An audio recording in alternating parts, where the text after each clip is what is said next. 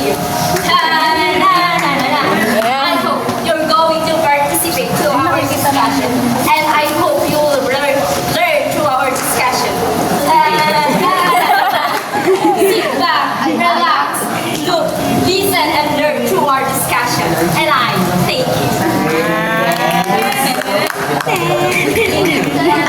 So first, we have to present our objective. Our first objective is to discuss who is the writer of the sonnet 160. The next one is to explore and analyze the two famous sonnets, which is the Sonnet 18 and Sonnet 116, and explain the main importance of time, love, and especially beauty.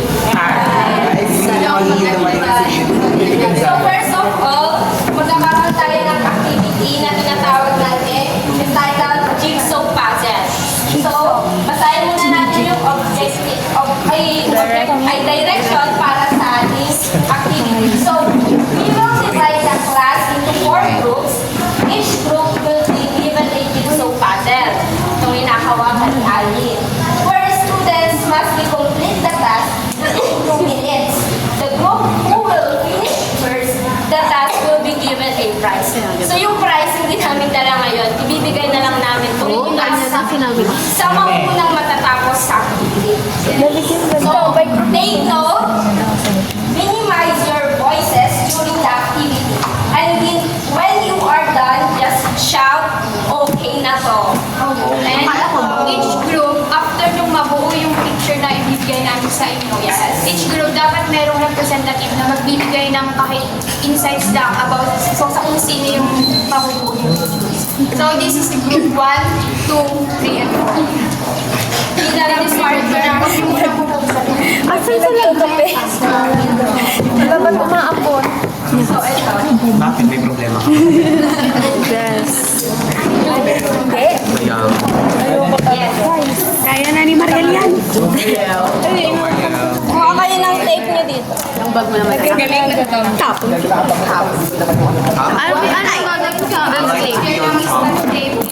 Mamili na kayo ng representative. Ako na-check.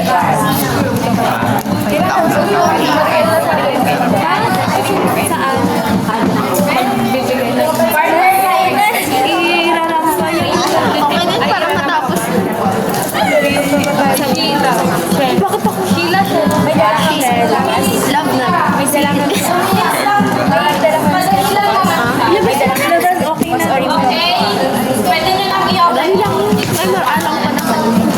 And your timer Ay, matakunan to. starts now. Ulo to. Matamu na matamu. Ay, tama, girl. Ayan, ayan. Sino ba yan? Hindi. Okay na. Uy, makakala mo. Ay, bilis nila. Okay na. Ayun. Laway na mo. Ayan, tama. Dito. Okay.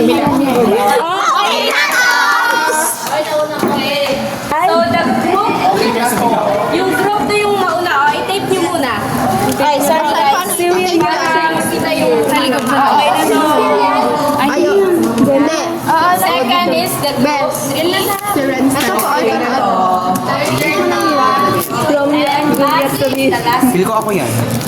William Shakespeare. Okay na ba? Excited ka? Ay, sorry sir.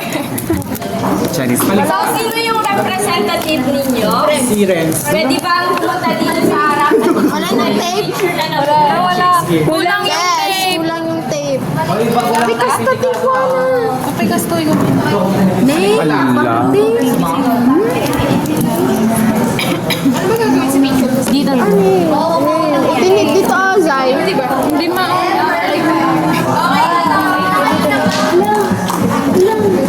Hindi siya mag-ticket?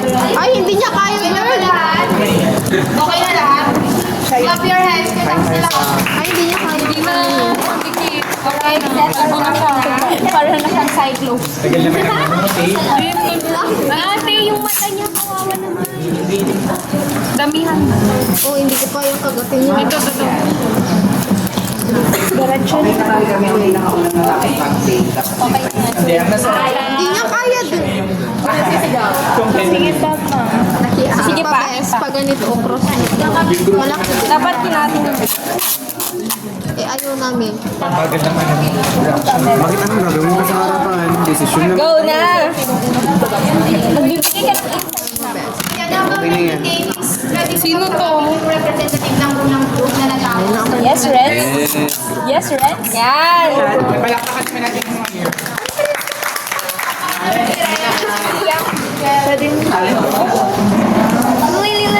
Bagong gupit. Okay, Mr. Red Gaidos, kilala mo ba kung sino ang nasa litrato na binuo ninyo? Sa tingin mo?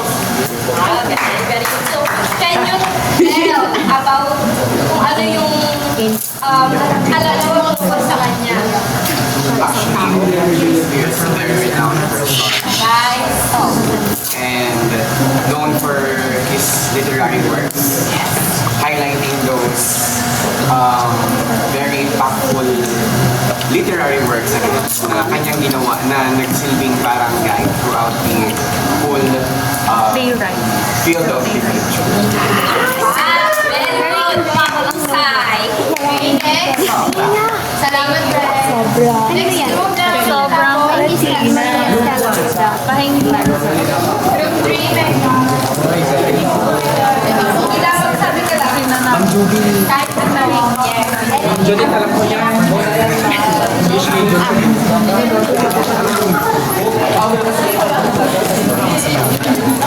Ipasend na lang natin sa kanila yung ano. Wala na ba? Sino ang gustong mag-share pa sa klase? Sino na? Lipat-lipat. Tapos punta na lang tayo sa boarding. Yan. Nandiyan may point kayo dyan. Sino ba ang pwede? Paipunan tayo ng points na sa tayo point. Pointers ko lang. Sa online. So, ang Send ko sa'yo. Yes.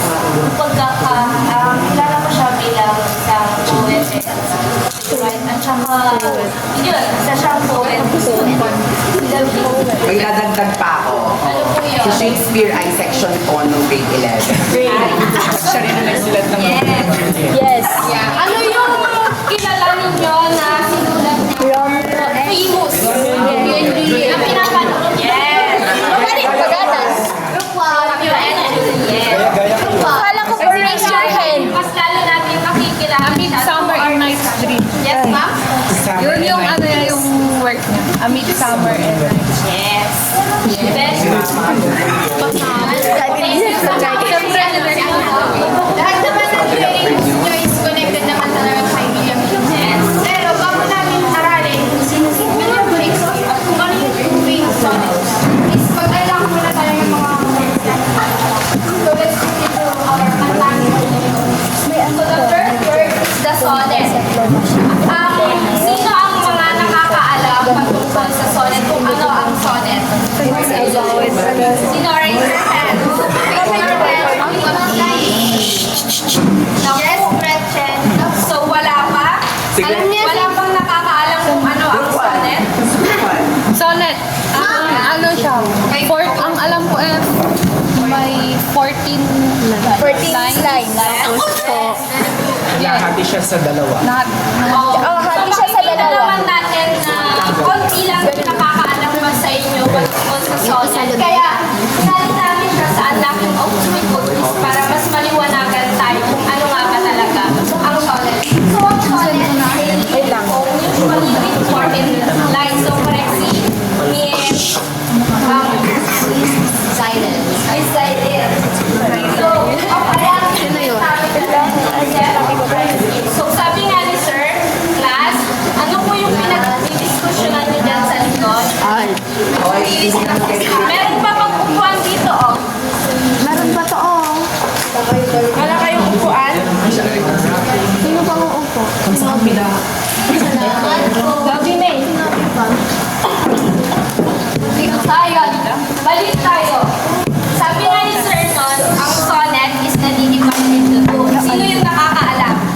Yung dalawa. It start with letter O and S. Yes? Octave ba yun? Octet. Octave. And And sextet. Siya lang ba yung nakinig doon ng recording?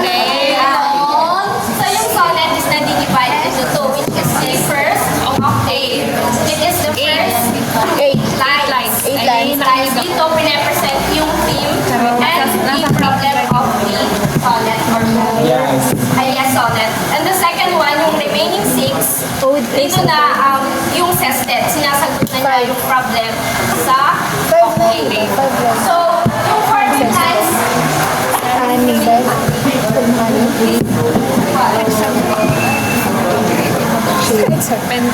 so meron tayong dalawang uri ng solid. It is the Italian. It is the English solid. Yung pangalawa, sino yung nakakaalam? Petrarchan. Very good. Palakpakan natin. Ay, great. Yung pangalawa, it is the Petrarchan. Ito yung Shakespearean sonnet.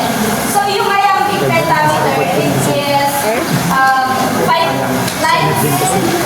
Each line is my 5 set of 2 beats. Kaya yung sabi nga ni Sir Non, merong 10 syllables dapat per line. Pero dahil sa, para ma-maintain yung rhythm ng isang song, nagdadagdag sila ng words.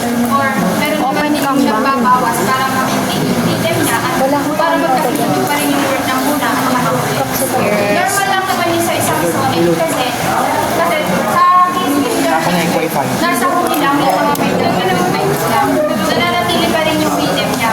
Kasi na, dinadagdagan niya minsan na word ng kagaya ng, meron din sa sa case na kung paano siya bigkasin, yung accent mo. Like, meron mamaya matatakal natin din sa isang word na pwede siyang maging isang syllable lang, pwede din siyang So yung sonnet, di ba, 14 lines siya. Yung pang 9 na line dito, meron tayong tinatawag na volta. Sino yung nakakaalala kung ano yung volta na ang binanggit noon ni Sir? Anyone from the group? Sa idol na Ay, ito yun. So yung volta dito is meron siyang shifting of feelings. Kumbaga, gumagamit siya ng mga transitioning words like but, ganyan. Ano ba yung words na alam ko ng transition? Yes, ganyan. However, Yes. moreover, from the first Very good. Yes. So the next one is yung word So dito may encounter natin mamaya yung the word D sa sonnet. So the word D, you can consider bilang So kung nandito sana si Sir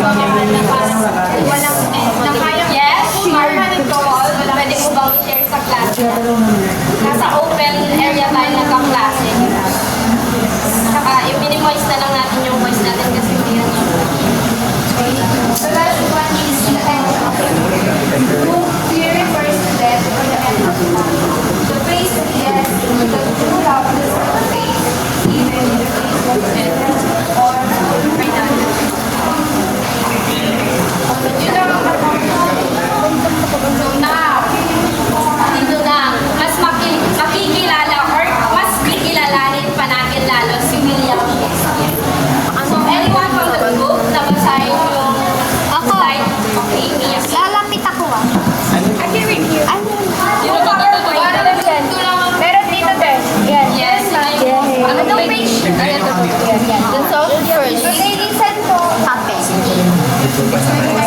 William Shakespeare. Baptized April 26, 1564. Stratford-upon-Avon, Warwickshire, England. Died April 23, 1660. Stratford-upon-Avon was a poet, dramatist, and actor often called the English national poet. He is considered by many to be the greatest dramatist of all time. Next one. Okay, please. Although William Shakespeare was most known for the plays he wrote, he also wrote a lot of sonnets too, 154 in fact. Shakespeare's sonnet cycle, published in 1609, is divided into two sections. The first section addressing a male friend, fair youth, and the second focusing on a dark lady.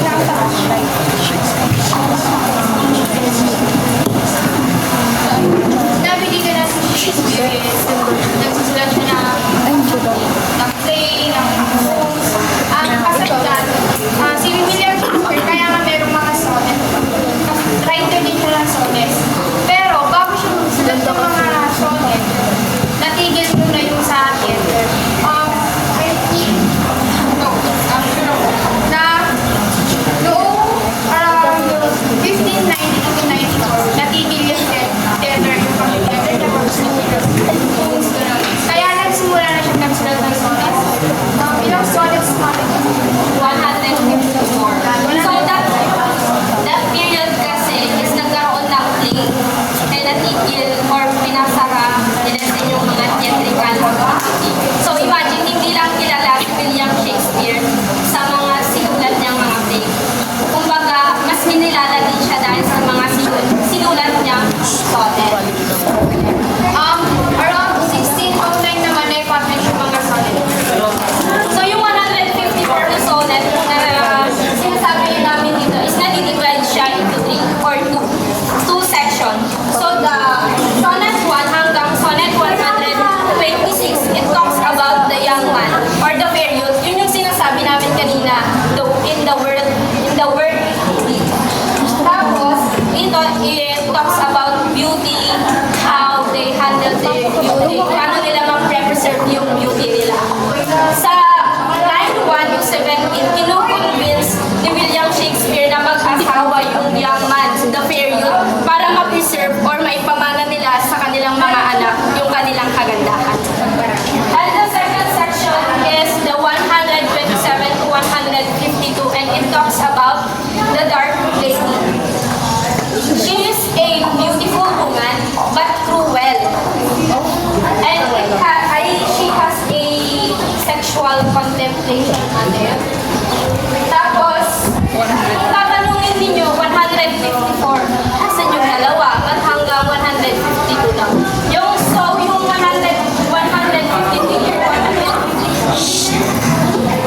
sila yung naiiba, and it considered as anacreontics. They deal with wine, love, and song. There are reference to sexual indulgence, sex, and the story of Cupid. So kapag in-scroll or sinerch nyo yung 153 and 154, yun yung mga themes na mababasa nyo. More on kay story of Cupids.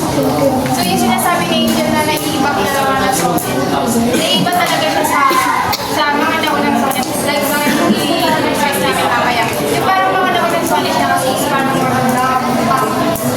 Yung themes niya is universal na naiintindihan lahat. When yung dalawa is parang specific theme siya ay na meron lang siyang mas luminang pakita na natin. While sa iba is pare-parehas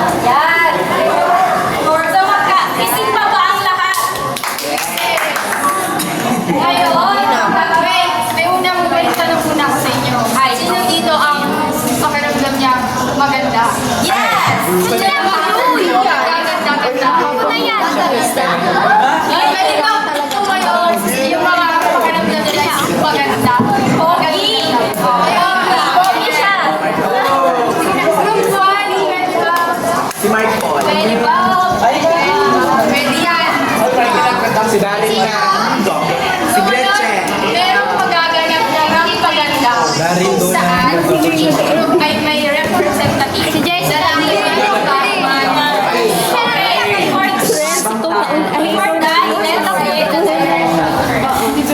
Anybody from the group na pwedeng magbasa? Ako magbasa? Ako na lang magbasa. Ako na lang. Meron ako. Ay, makinig kayong mabuti kasi ang bibigyan ko. Reporters will ask the class for 4 participants in this activity. Participants will have 15 to 20 seconds to walk in the stage and 60 seconds to answer in the Q&A portion. Ay, may Q&A. Find your voice while doing that. Huwag niyong isipin na mahirap yung magiging questions kasi kahit sino kaya. Yes! Very related.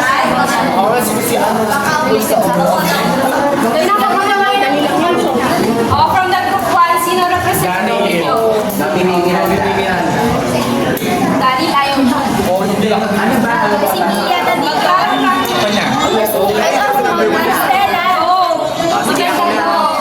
Yan, malawakan kay Dani. Sinobi, Sinobi. Sinobi na lang. Sinobi. Sinobi. Ay! Yan ang gusto ko sa'yo. Yan, oo nga. Yan, go. Mga Mardolis. Mardolis. Kaya lang siya sa Angel, tape yung Nasaan na yung Tira sa damit mo lang. Si Doris ano? Angel. Sorry. Angel. Easy siya, oh. Sige. Kung sino man, sino pa gusto pa? Sige, ano daw? Si Mark. Bartakan mo din. Girls, mag-overtime tayo yan. Ay, madali lang siya. Masyadong nice. Si Stella daw. Oh, si Stella. Come on, yan. Ipakita mo kung sino ka. Bago tayo magsimula, magpapakilala mo na siya. Candidate number 1. Yan, recording for Stella. Ay, wait. Siya na pabibitay.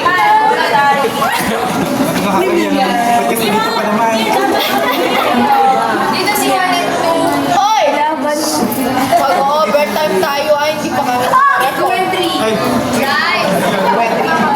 Yung mga co-presenters, I would like to remind you about 25 minutes left. Ilang minutes na lang sila. Okay. committed talent natin.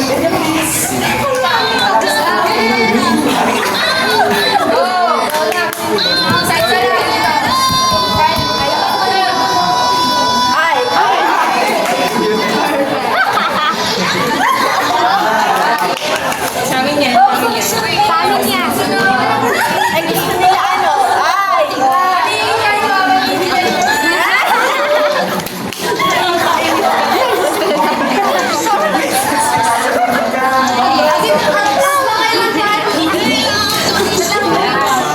Oh, okay, number no. Ngayon, magpapakilala mo na. Candidate number 1. Anong pangalan mo at motto mo sa buhay? Darin? So guys, I am Hero Alex and my motto in life is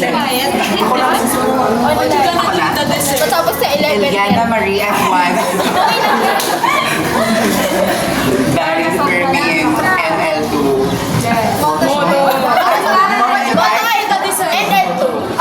Motto in life is Motto Life.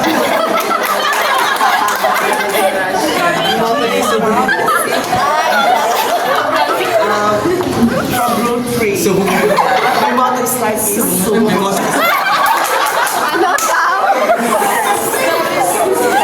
Wala mo nilalaro tayo transgender. Kaya that's my tomboy.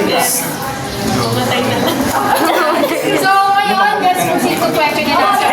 But, meron din habang sumasagot, guys, hawak mo yung payong.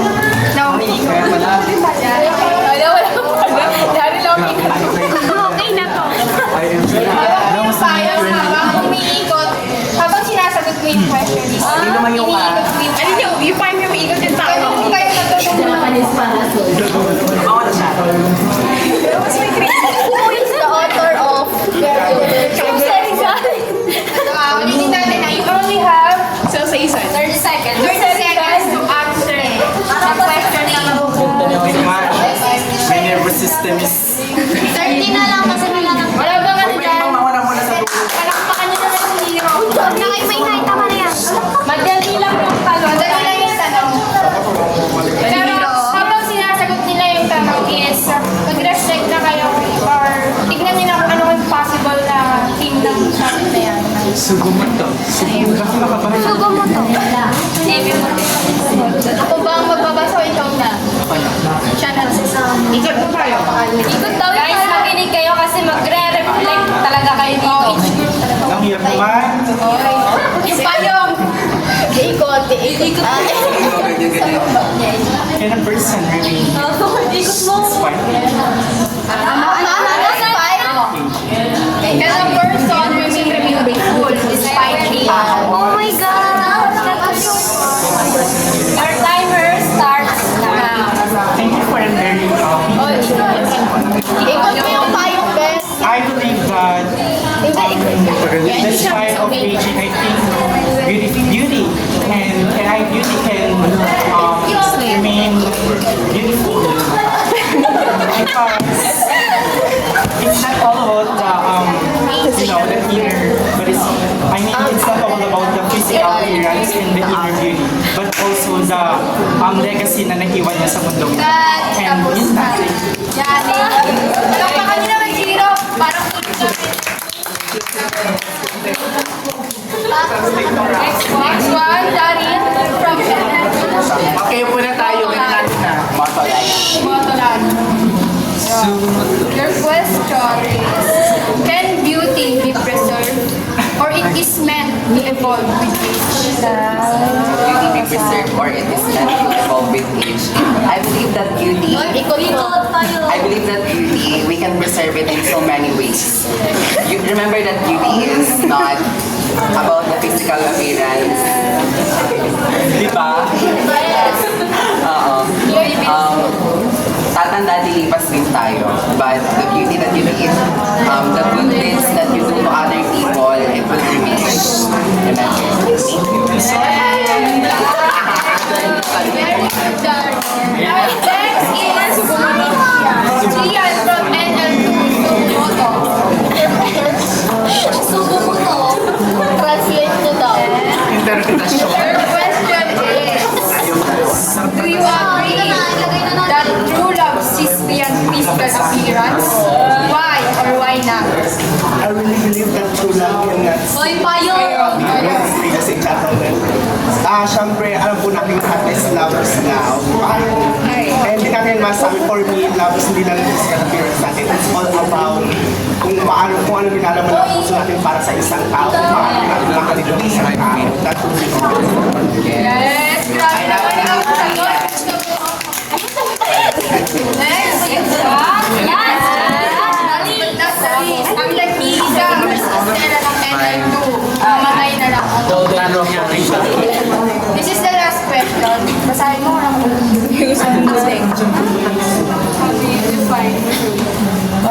The question is, how do you define true love? How do you find? Maybe yes. Yes. For me, true love is when you really have this person na, or like hindi lang romantic, it can be a friend, a family, you see them very important, where yung mapipil mo talaga na true love. Yes.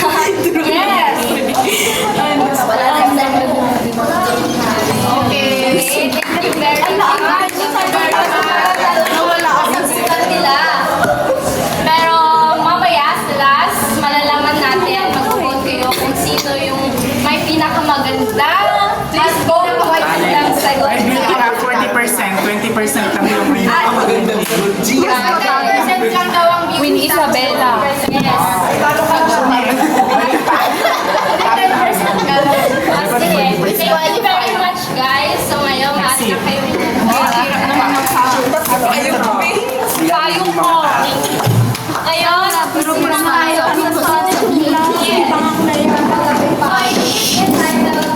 Shall I compare you? Anyone from the group? Oh, Magbabasa? Dito. Magbabasa ako. Yes.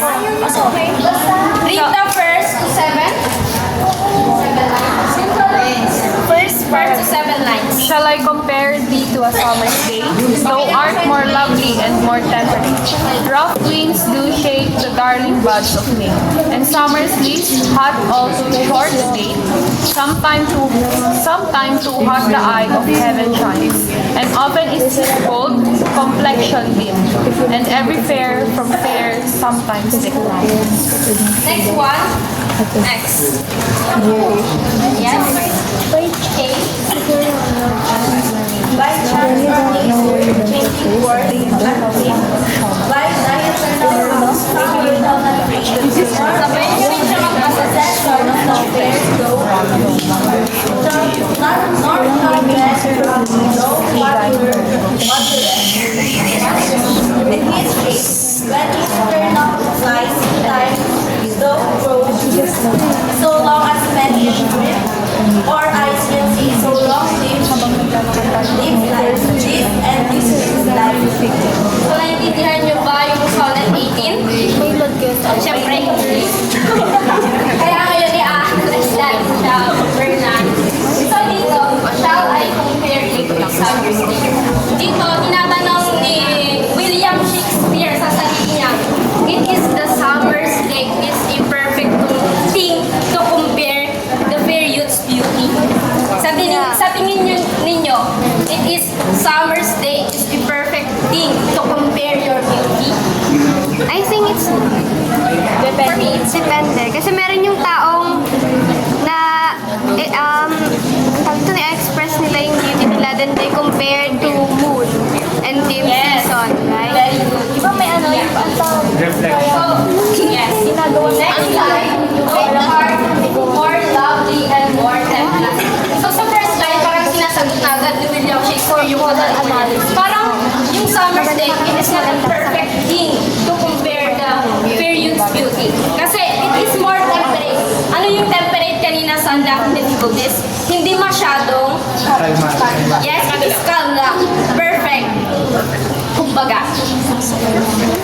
Next one, rough winds do shake the darling buds of May. Yung buds of May na tinutukoy dito is the spring, the beautiful flowers of summer. Where is that? So dito, sabi niya, rough winds do shake the darling buds of May. So kapag may dumating na bagyo, malalakas na hangin, maaaring sirain ito ang kagandahan ng mga bulaklak. Katulad sa ating mga tao, kapag mayroong dumating na sakuna or problema sa atin, nagiging haggard dispersosa tayo. Yes. Pagoda. Pagoda. Next summer is hot, cold, short day. So sinasabi dito, napakaikli lang ng panahon ng summer. Makikita naman natin, diba? Parang 2 months lang. Every year there is a Yes, pero it is a short Yes. time lang. It has a definite beginning and also it has a definite ending. ending. Sometime too hot time of So, ito minsan sa summer, hindi always na mainit. Hindi always na maaraw. Katulad ngayon, summer, pero tingnan nyo naman. Maambon. So, minsan yung sikat ng araw pag summer is masakit. Masakit sa balat. Beauty harms. Yes. Yes. And often, in his gold complexion, the sun, dim. So, katulad nga ng sinabi ko kanina, hindi perfect ang summer. Summer pero umuulan. Makulimlim. Diba? The Summer winter is pero makulimlim. So, hindi perfect ang summer. Sa tingin nyo, agree ba kayo? Yeah. Summer kasi mainit, nakakasakit. Ay. Summer na. Parang ito po talaga. Harm. And every fear from fear sometimes same life. So yung sinasabi dito, every beautiful in person at some point, the beauty fades. Naniniwala ba kayo na naglalako or bukas ang ganda ng isang tao? Yes. Depende kung madaming produkto yung ginagamit. Para sa akin kasi, or para sa akin kasi, hindi nagbabago hindi kumukupas ang kagandahan ng isang tao. Kumbaga, nagbabago lang ito. Sa tingin ninyo, do you agree sa akin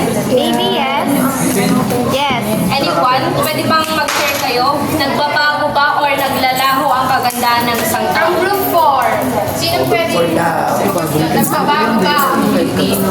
Or Okay, bago wala ako or nagbabago? Nagbabago. Depende kasi hindi mo naman madadecide na ikaw yung maganda.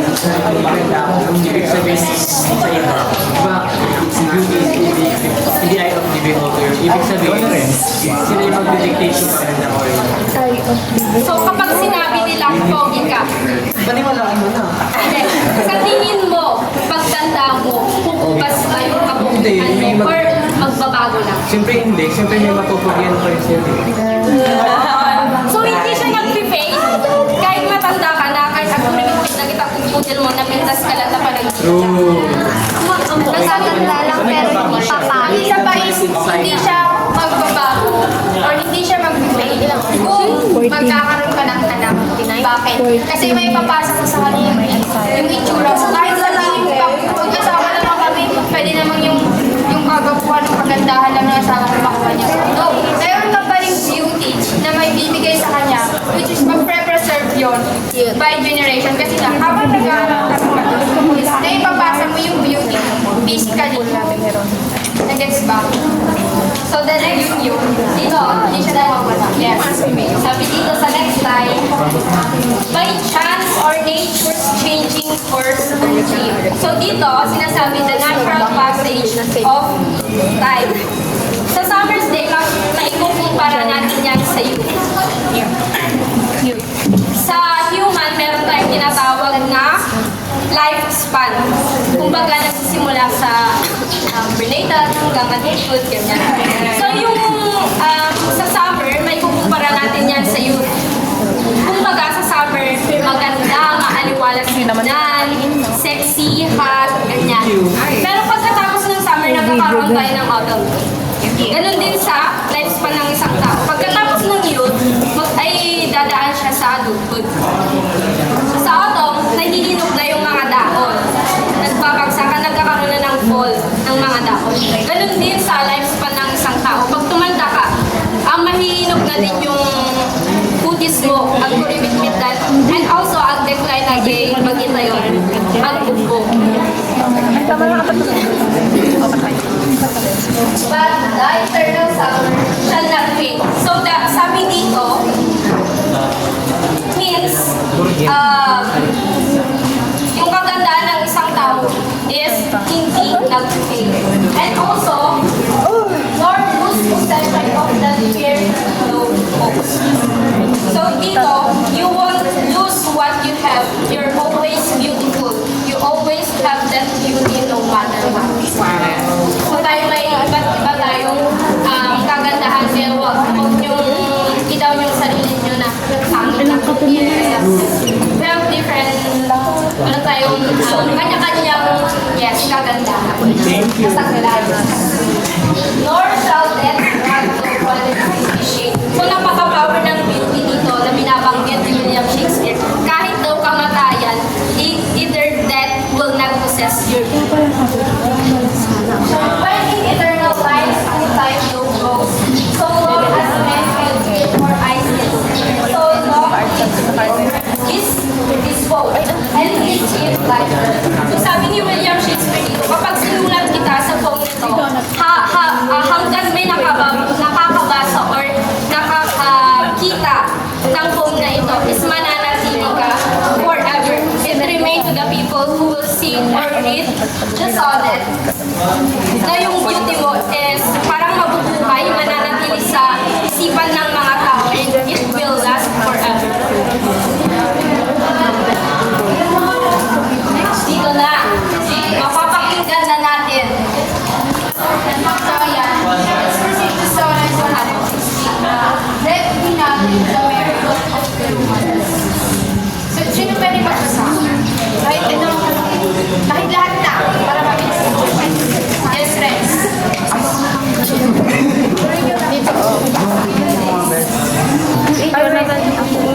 Saan ba yun? Sonnet. Sonnet 160.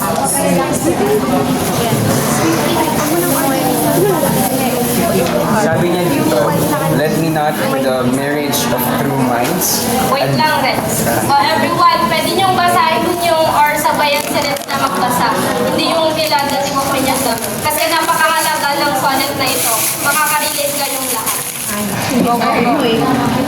So, Sonnet 116, let me not to the marriage of true minds. So, sabi niya dito, let me not to the marriage of true minds. Admit impediments, love is not love, which alters when it alteration finds, or bends with the remover to remove.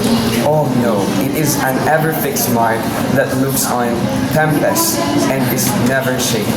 It is the star to every wandering heart, whose worth unknown, although his height be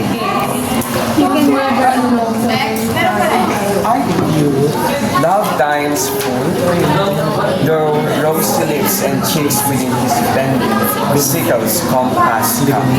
Love alters not with his brief hours and weeks, but bears out even to the edge of me. If this be error and upon me, I never read, nor no man ever loved. So, ayan.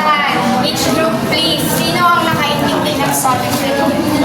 Or ano sa tingin niyo yung gustong sabihin ng sonnet 160? Wala man lang bang makaintindi kahit not din ang ibig sabihin ng sonnet 160?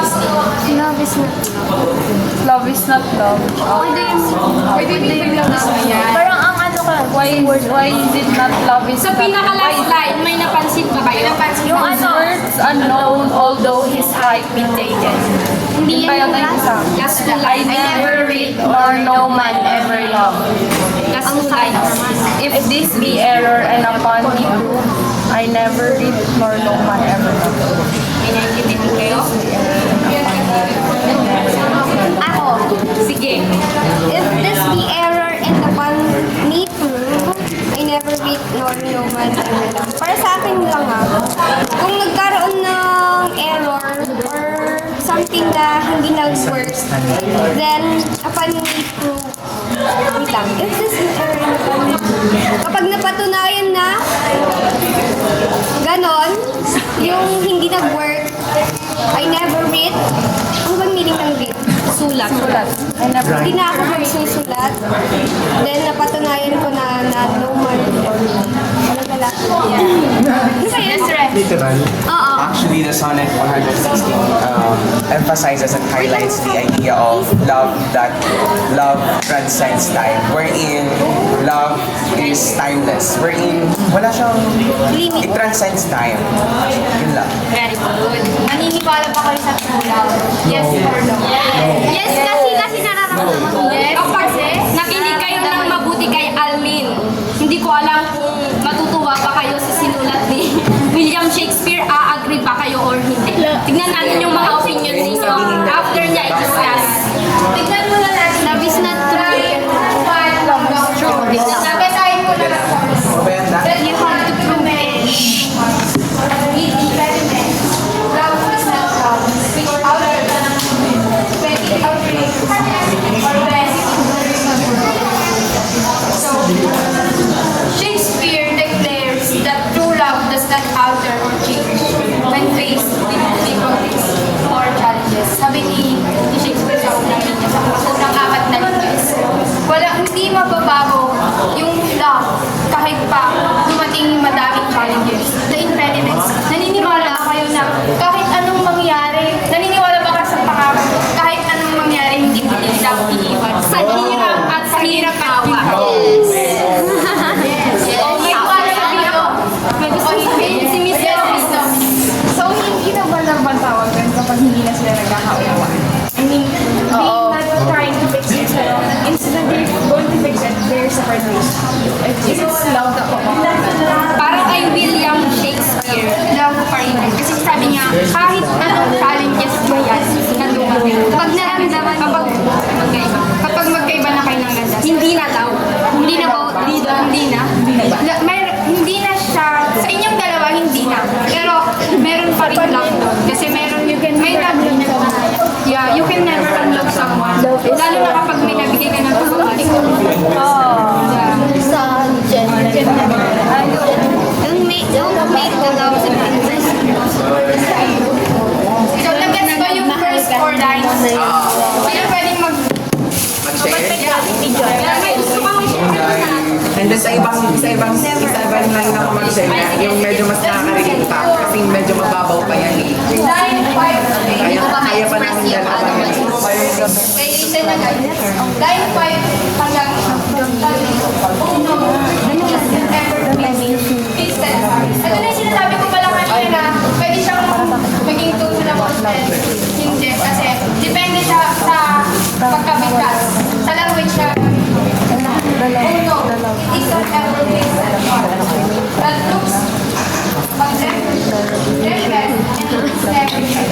It is to start everyone with one green bar and one words unknown, although it's high.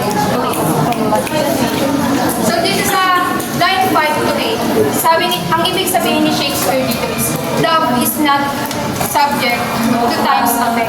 Hindi nag-fade kahit gaano katagal. Kahit na tumanda man kayo, kahit, di ba sabi nga sa Vows Marriage, say love at ginhawa and till the So you mean love is What if you consider someone as your greatest love or the one that got away but you married someone else? Yes. Like sinasabi mo siyang greatest love mo, pero iba pa din yung pinakasalan mo. may ganun? Oo, may ganun. So you're proving sinasabi dyan, kahit ang sinasabi lang ng line 5 to 8. Inaaway niyo na eh. Ako, this is according to Shakespeare. Yung ibig sabihin niya sa sonnet na love, kahit paano pa katagal, tumanda mo kayo. or mawala man Kahit pag-iwalay kayo ng panahon, pag-iwalay man kayo ng LDR. Ay, hindi na po work. Hindi lang naman kasi siya sa partner. Hindi sa family niyo. Pero yun kasi yung Gaano pa katagal may just yun kasi yung point. That's kasi siya sa line 9 to 12. That's the line. Taurus and Ace in his wedding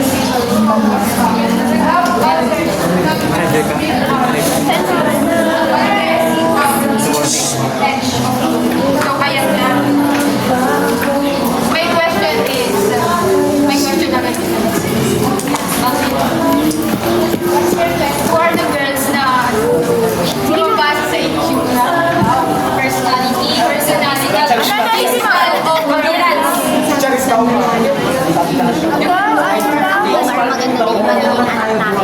Yes, Miss Jess. Tanungin mo muna. Tanungin mo muna. Ano yung tanong? Sino yung bumabasa sa appearance kapag nagmahal? Pag nagmahal? Ay, totoo eh. Wait lang, meron akong explanation dito. Si Marong muna. Lahat naman tayo bumabasa sa itsura. Yes. Alam ka niya mas sabihin na mukha kang mabait, gano'n. Oo nga. First impression, siyempre itsura muna nakikita. May addition ako sa kanya. Yung additional ko sa kanya, kung gusto yung bumase sa itsura, iyayin nyo din sa sarili nyo itsura.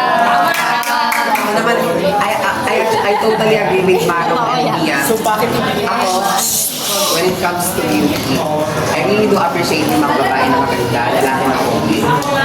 I base from their physical appearance, but mostly I base on their genuinity. Remember that the beauty fades, but the character stays. The character stays. And there's this one person who set the standard so high. Kaya pala nag-object. Ano yung una? The beauty from outside doesn't really matter for me. More na matter sa akin, the inner beauty. Kasi yung paglabas, mag-ano yan. Actually, gusto ko mag-debate ka nila sa pag-pipita. Because scientifically speaking, talaga mag-pipita yung mga facial features na. Then, ang gusto ko yung inner beauty, which is hindi mag-fade yun hanggang magtatala kayo. Tama. Yes. Which is, yun yung na-highlight ni Shakespeare sa isang sonnet. Hindi nag-fade. Yung which is figuratively, the inner beauty, not the little beauty of the physical appearance. Yeah. I think the beauty in Shakespeare's sonnet is about the subjectivity of beauty. Diba? Tsaka, every person may definition ng beauty. If ibig sabihin ni Shakespeare sa line 9 na is not something that can be overtaken or destroyed by time. Parang sa una ni This is the point. Even as physical beauty fades with age, true love endures. Di ba? Yung kunyari ikaw may partner ka, kahit ba pumangit siya, mag-flex ka. Oo, ang sagot ni William X is opo, kahit pa mawala yung kapulahan ng pisngi niya, yung lips niya, ganyan. Kahit pa kumulubot yung balat, kahit pa kumulubot yung balat ng partner, meron pa rin love. So, para kay Shakespeare, yun yung true love. Kahit pag-ayuin sila ng matagal na panahon, kahit anong hindrances or challenges na face nilang dalawa, kasi hindi may pagmamahal. And that's how William Shakespeare defined love. So, dito na tayo sa last two lines na parang, di ba, partner? Yes. Basahin nyo nga, sabay-sabay yung last two lines sa sonnet 100. Intindihin ninyo, intindihin. If this be error and upon me prove, I never read nor no man ever loved. Parang sabi niya, Sabi niya, kung mali man ito, hindi man ito, na-approve. hindi man ito mapatunayan. Or hindi yan yung tadhana. Sabi niya Hindi siya hindi ako susulat. or hindi ako magmamahal. Hindi na ako magmamahal. Hindi ako susugal. Yes, ito siya. Last two lines.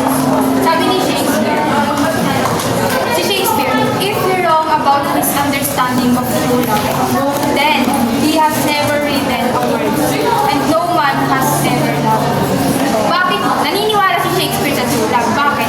Bakit niya isusulat yung sonnet? Kung hindi niya naranasan yung pagmamahal, yung pagmamahal na yun, kung bakit hindi niya ginawang magmahal na kahit anong mangyari, mahal niya pa rin yung tao. Naniniwala siya kasi naranasan niya. Kaya sabi ni Mia kanina nung naniniwala ba ako sa true love? Sabi niya, yes, kasi nararamdaman ko. Ang true love na yun is hindi mo lang siya nakikita. Nararamdaman ko. Question Yun yun. from you, from the both of you. Do you guys have an experience with Love? love? I guess. Yes. Yes. Tignan natin. Tignan natin kasi nararamdaman ko. Para sa May tanong siya, akin, Ay, sige, sige. kung i-compare man sa experience ni William Shakespeare, hindi pa. Hindi ko pa na-experience.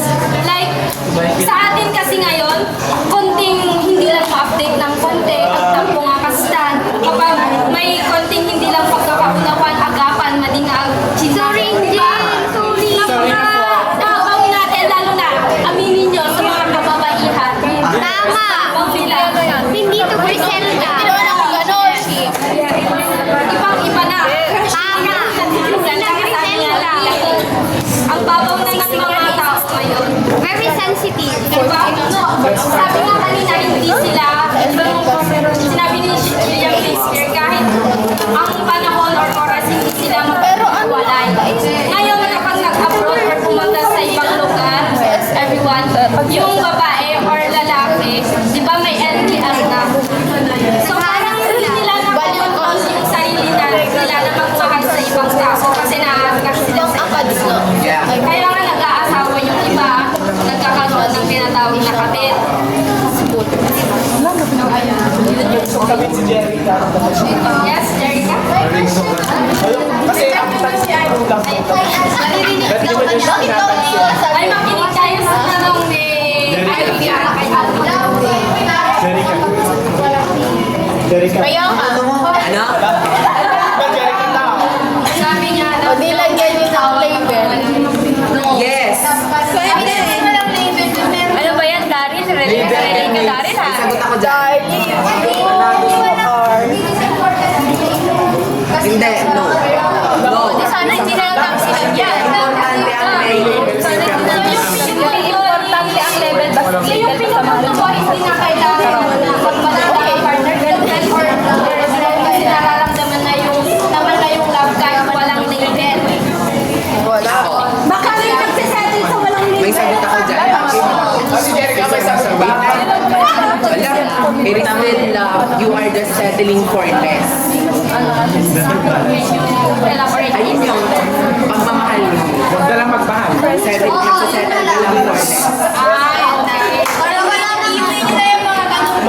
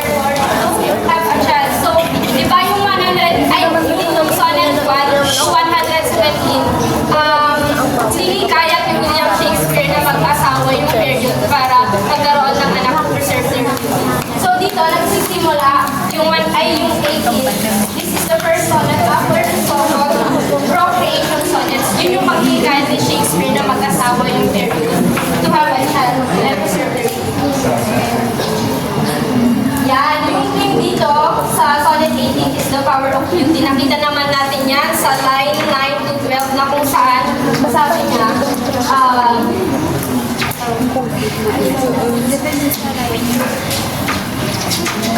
yeah. But the eternal summer shall not fade, nor lose possession of that fair locals, nor shall death abroad no one receive shame. So dito, pinapakita yung power of beauty na kung saan kahit kamatayan daw, hindi, it will never possess your beauty kahit until never possess. And next one is important sa pinaka-last na one. It shows, yeah, here the gift of the rising immortality. Pababasa yan sa pinaka-last na 10, 11, 12 na lines na kung saan through this sonnet mananatili mabubuhay yung ganda mo. Pero hanggang may kumabasa at nakakakita yung sonnet na yan. So it shows immortality. Kumbaga nabubuhay yung presensya mo sa sonnet 18 kahit wala ka na.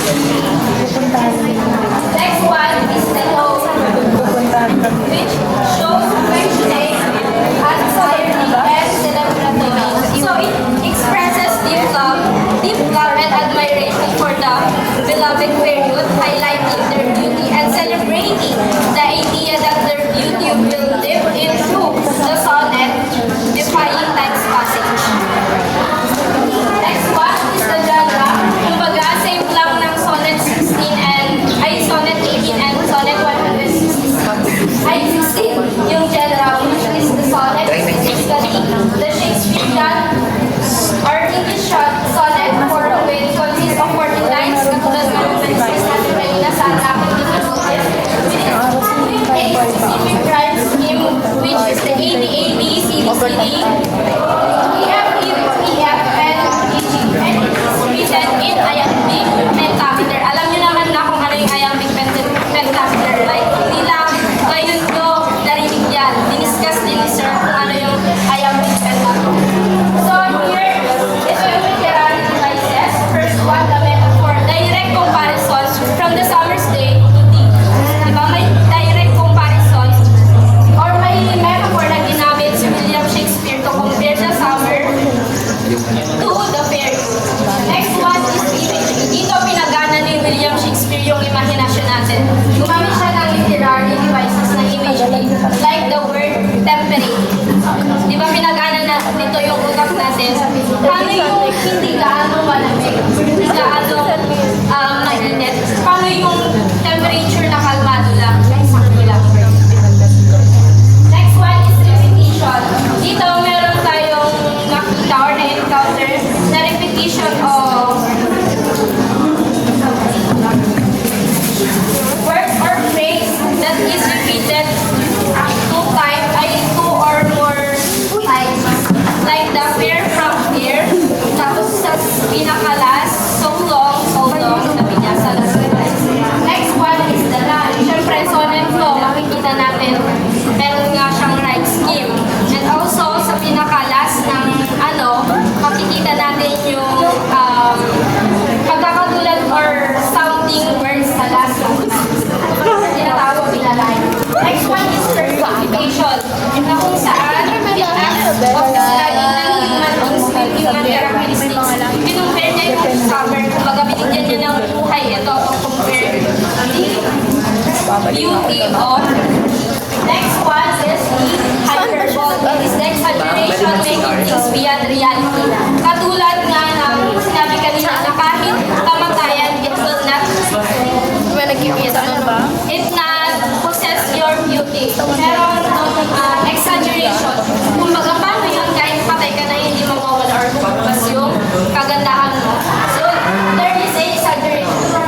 Next one or the last one is the alliteration, the repetition of a consonant sound as initial or dominant sound in several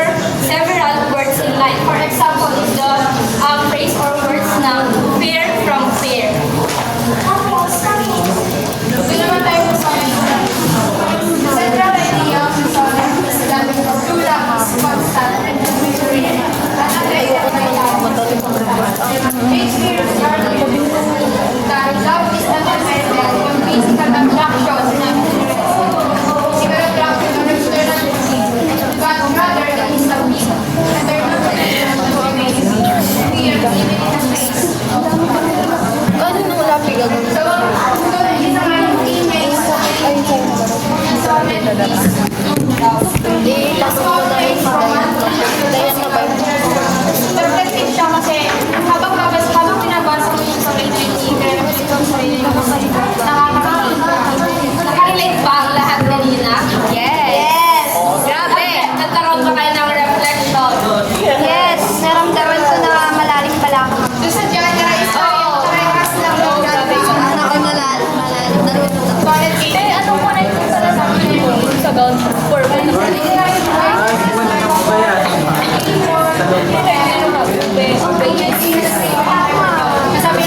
Ice cream. So yun lang. Sa tingin niyo, what is sonnet 18 and sonnet 116 is the one of the famous sonnet. About love and age. Kumbaga, it is a universal theme na kung saan lahat, kahit sino, bata, matanda, is makaka-relate. Kaya siya tinaguri ang famous sonnet. Marami pang iba pero yung dalawang pinaka-famous. Sana all day. Pero bago natin tapusin itong di ba napag-usapan mo? Napag-usapan na each group ay may representative na magre-reflect. So, pwede bang simulan na natin sa group 1? Yes, para mag-reflection. Group 1, 2, 3, and 4. Mag-reflect. Yan natin. Parang Talaga kayo kung hindi ba nasayang yung laway namin dito sa pwede mong paghiwalayin yung reflection mo sa isang sonnet at sa isang sonnet. Hindi din magsasabi. kahit sino na, raise your head kung sino talaga yung nakinig. Ako nakinig ako. Go! Kahit sino na. Sino may gusto. Parang natapos na. Yes!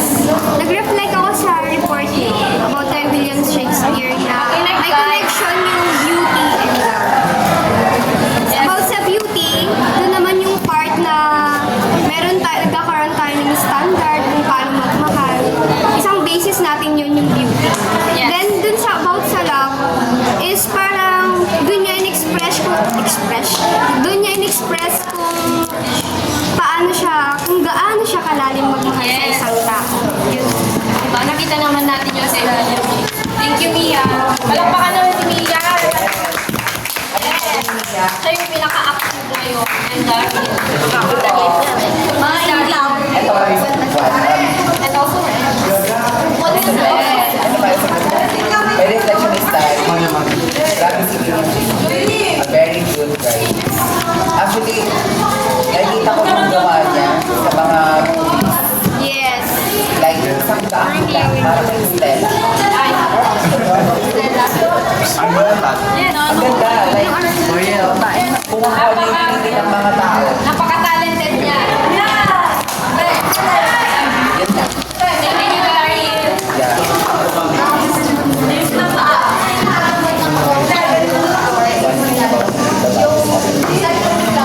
Kahit nagbabago yung appearance depends na pero mag-relate pa rin nila and that is what they define Thank you very much, Ivy. Let's rest.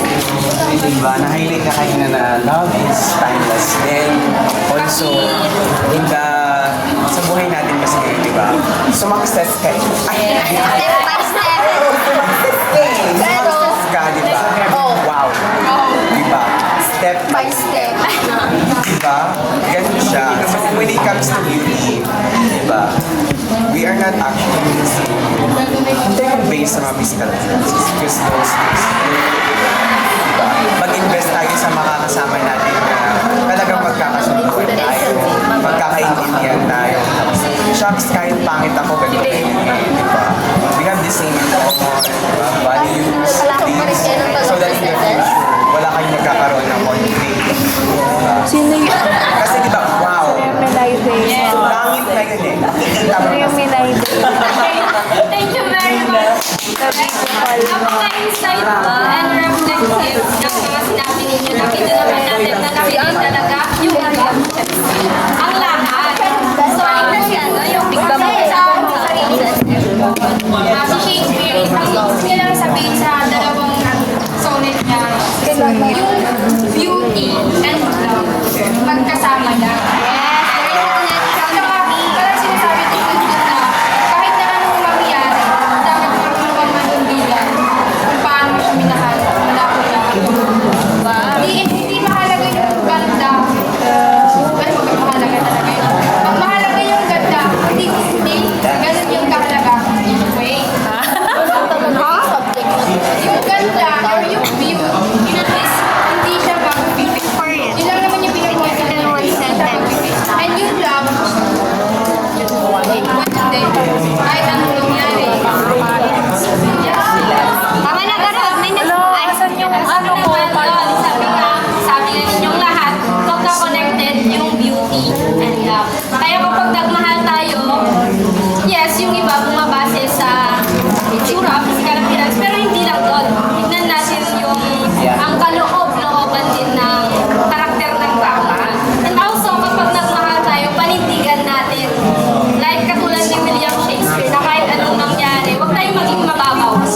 Kapag anong mangyari, kahit anong problema, hindrances, or any problems na dumating sa inyo, magtulungan kayo. Huwag maging mababaw. Intindihin niyo yung isa't isa. And also, till death do us part, sabi nga nila.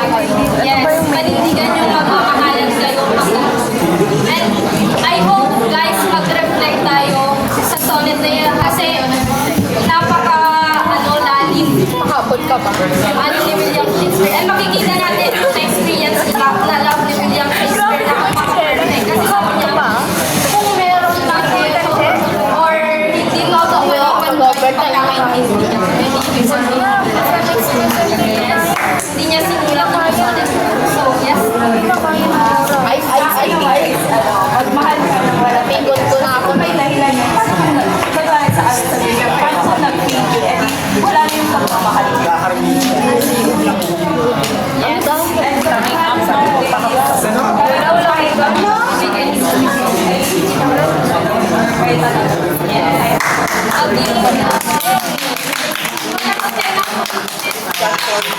Yun, basta alalahanin lang natin ay kanya-kanya tayong kagandahan, hindi lang sa physical, pati na rin sa inner. Kaya sa inyo, huwag niyong ibaba yung sarili niyo na nagpangit lang kasi mas maganda siya. Huwag niyong i-compare yung kagandahan ninyo sa ibang tao. Kasi unique ka. Meron kang sariling kagandahan, ikaw lang yan. Kaya huwag mo i-compare sa iba. Magkakaiba tayo kambal na may pagkakaiba. Yes! Dahil dyan, dahil unique ka, please meet my unique iha. Guys, learn sa sonnet, in